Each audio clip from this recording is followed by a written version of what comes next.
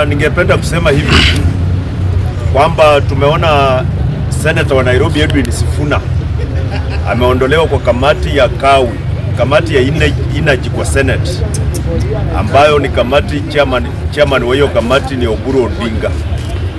So Sifuna ameondolewa kwa hiyo kamati, na ningependa kusema hivi kwamba hata waondoe Sifuna kwa kamati gani, wamuondoe kwa kamati zote, wamuondoe kwa vitu zote,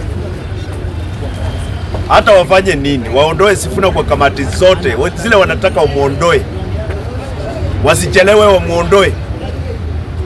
But tunataka kuambia kwamba hawatafaulu kutoa Sifuna kwa roho za watu. Oburu Odinga na Ruto, toa Sifuna kwa kamati zote, hata mnachelewa.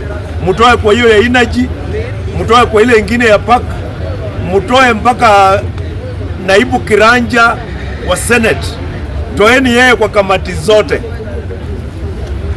Mnajua nyinyi Ruto amujifunzi kitu, kwa sababu wakati nyinyi mlikuwa mnaitwa tangatanga na kukawa na serikali ya handshake ya BBI, hiyo serikali ilifanya ile kitu mnafanya sahi, ikatoa kina Kimani Ichung'wah, kina Duale na kina nani, hiyo kamati ikawafurusha, hiyo serikali ikawafurusha kwa kamati zote.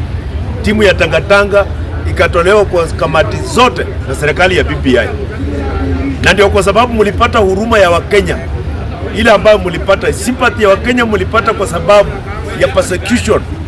Sasa hiyo ndio kitu mnafanyia Sifuna sahi, na Sifuna ako ready, si ati ajui, ako ready na anajua kwamba mtamtoa kwa kila kamati, na anajua kwamba kuna vitu mtafanya mingi, si ati Sifuna ajui, anajua. Na Sifuna ni mwanafunzi wa Raila Amolo Odinga. Raila Amolo Odinga alipitia persecution, dhuluma mingi, ndio afike mahali alifika, alipitia dhuluma mingi.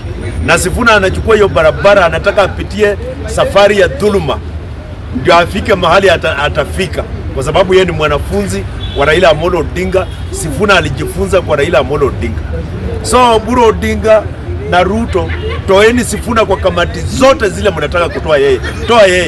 Toa yeye kabisa, lakini ile kitu hamtafaulu ni kumtoa kwa roho za Wakenya. Hamtafaulu kumtoa kwa roho za Wakenya, kwa sababu kuna wimbo mmoja mtu aliimba wimbo inasema, akisema atakubariki hakuna atakayezuia, kwani yeye ndiye Mungu mwenye baraka zote.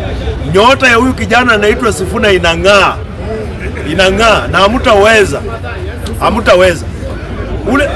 Ule tu ambaye anaweza kuzima nyota ya Sifuna ni mmoja tu, na ni Mungu peke yake ndiye anaweza zima nyota ya Sifuna. Oburu hawezi, Ruto hawezi, hata mufanye nini. Sifuna amekubalika na Wakenya. Sifuna amekubalika na Wakenya kwa sababu anaongea lugha ya Raila, anafanya matendo ya Raila, ananuka harufu ya Raila.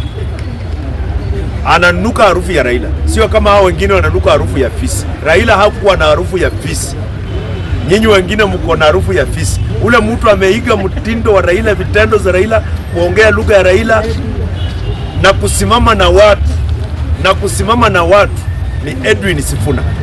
Na sisi tunasema, tunataka kuambia hawa, toeni yeye kwa kamati zote zile mnataka kumtoa.